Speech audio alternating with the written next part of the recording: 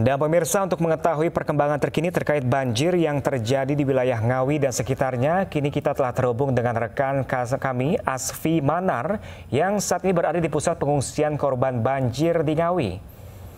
Ya, halo, selamat pagi rekan Asfi. Selamat pagi. Ya, rekan Asfi, bagaimana kondisi para pengungsi yang saat ini berada di posko pengungsian? Baik, terima kasih. Saat ini kami berada di posko pengungsian Kecamatan Geneng, bertempat di kantor Kecamatan Geneng. Di posko ini ada sekitar 400 jiwa atau sekitar 200 kakak yang sejak kemarin sore mulai berdatangan ke lokasi ini.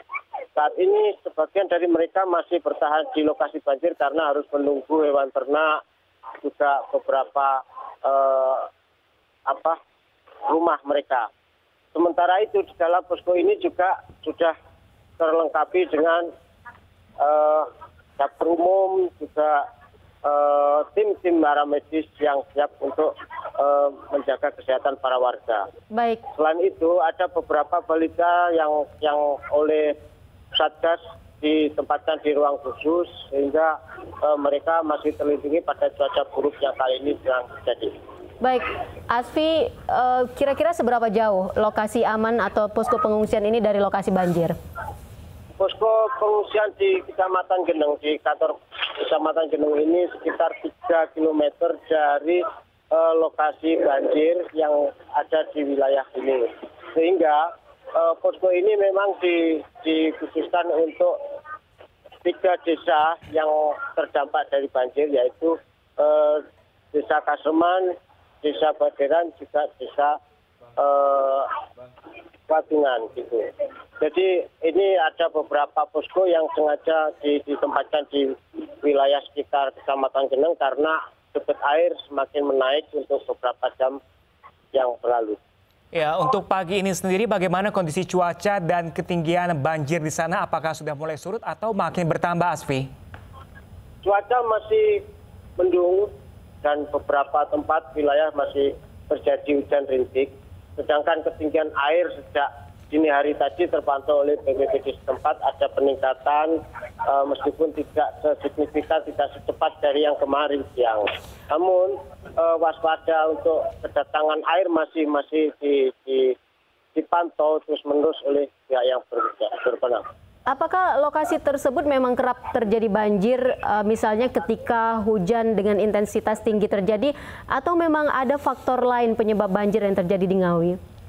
Jadi banjir di Ngawi itu lebih didominasi dengan faktor curah hujan yang dikirim oleh di beberapa kota, Ponorogo, Madiun, juga Magetan.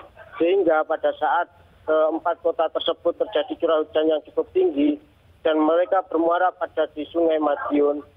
Kemudian mereka akan mengalir ke Sungai Bengawan Solo yang kebetulan pertemuan antara Sungai Madiun dan Bengawan Solo itu ada di wilayah Ngawi. Sehingga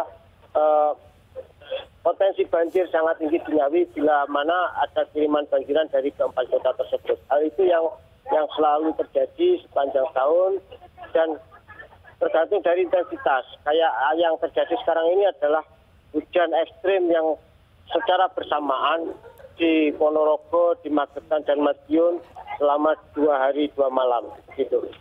Ya, Asmi, sejauh ini bagaimana upaya khusus pemerintah setempat untuk mengurangi debit air yang tinggi mungkin dengan memaksimalkan pompa penyedot air? Saat ini yang kita pantau di lapangan bahwa pemerintah setempat masih sebatas membuat tanggul-tanggul karena di sini di Ngawi itu dasnya sendiri terlalu besar sehingga beberapa waktu lalu sempat terjadi dilakukan survei, namun masih ada orientasi yang dilakukan yaitu pembenahan infrastruktur di Das Bengawan Solo dan Sungai Madiun. Hal itu memang belum begitu signifikan untuk mengurangi banjir karena ada titik-titik terendah yang membutuhkan infrastruktur yang besar untuk bisa menahan terjangan air selama ini. Baik, terima kasih banyak Asfi Manar melaporkan langsung dari Ngawi, Jawa Timur. Kita di sini berdoa agar para pengungsi bisa sehat selalu di sana dan bisa kembali ke rumah. Dan semoga cuaca mendukung agar banjir segera surut ya. Segera surut, baik.